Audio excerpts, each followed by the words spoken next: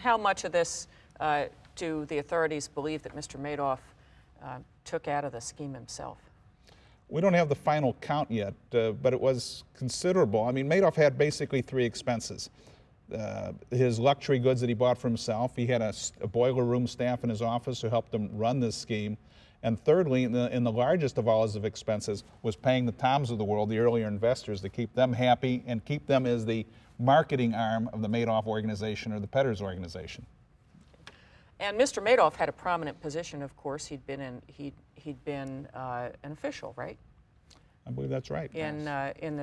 On Wall Street. On Wall Street. And do you think that factored into how people looked at his particular investment opportunity? I'm not so sure, Terry, because both Petters and Ponzi were convicted felons. And that didn't stop anybody. In fact, the saddest part during the Petters trial, which is still ongoing, was they brought two investors on to say, why did you invest in Petters? Well, we were approached by Mr. So-and-so, and he convinced us that Petters was a great investment. Where did you meet Mr. So-and-so? Well, we're chaplains at the state prison, and he was a prisoner there. and so I'm not sure people care. I don't know what, Tom? It's certainly, I think the size of Madoff and his access to people with enormous wealth multiplied the gravity of the losses. But for people who get involved in Ponzi schemes, they can be ruinous at any level. And we see oftentimes people who are very middle class who will mortgage their homes and put their entire life savings into these schemes and lose them, or lose 67 cents on the dollar or 80 cents on the dollar. So if you're at the bottom of the pyramid, you're going to get hurt. And it doesn't matter how wealthy you are or how ordinary your wealth is, you are going to get hurt. And are these cases difficult to prosecute, Tom? They are, because interestingly enough, certainly in most states, it's a crime and a civil violation to participate. So as an investor. As an investor. So there's a very, though it's rare for authorities to go after people who were duped into cooperating or participating in a Ponzi scheme, it is against the law. And so for someone to knowingly engage is really very dangerous territory for that person. And does that mean that some people might be afraid to report if they think that they've been a victim? Absolutely. In fact, one of the big problems in trying to resolve a Ponzi scheme is the fact that people at the top of the pyramid have often benefited. And they are, in many ways, participants who drove the scheme along. So there are always problems involving people who gained from their participation in the scheme. What about those early participants, Ron? Do you see that they seem to be sort of in the know about what the scheme is, or are they as much victims as anybody else? Some of them are as victims as anybody else. Others got out because they did some due diligence and things didn't look right. They panicked and pulled out. So again, it's really fact intensive. Now, Ron, in a number of these cases, the money seems to almost vanish into thin air. It goes into Tom's pocket. That's the problem, right? It's paid out to maybe hundreds of people who've been part of the scheme before it falls apart. Can you ever get that money back? You can get some of it back. Under the bankruptcy code, you can bring an action to recover money from people who got their payouts within 90 days prior to bankruptcy. We call that a preference. And as the law is developed, particularly in a Ponzi scheme in New York called Bayou, any transfer made during a Ponzi scheme is viewed by the courts as a transfer made with the actual intent to delay, hinder, and defraud.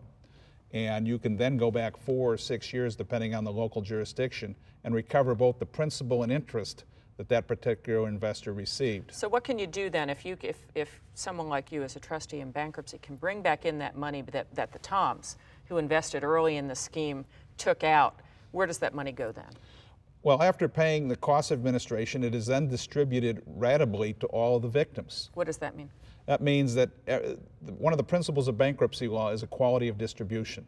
So that if both you and Tom lost $100 and I now have $60, each of you will get 30, the same 30% recovery. We don't treat one investor better than the other in that regard. That's what the Cunningham versus Brown case held, is that where you have common victims, one shouldn't be preferred over the other. So there is some prospect that maybe if some of the money can be recaptured from these early folks who invested and then got their money out, that maybe the loss wouldn't be so big for the rest of the pyramid?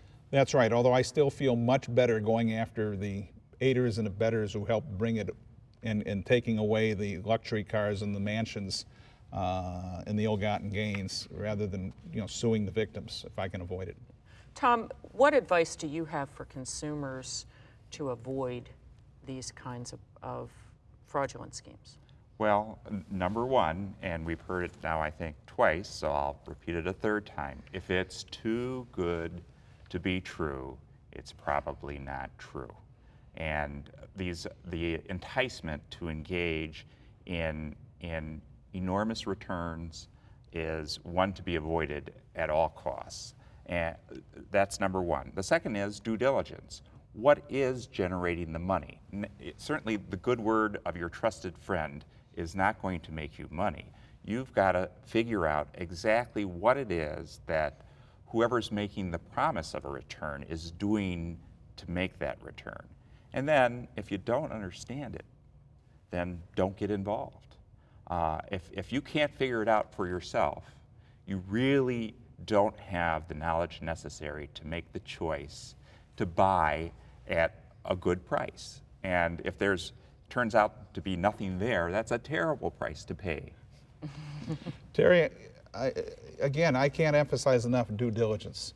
You look at the Madoff case, you look at the security statement you got from Merrill Lynch, and you compare it to the one you got from Madoff. The one you got from Madoff, and no offense to your daughter, looks like something she did on her computer at home with the printer running out of ink.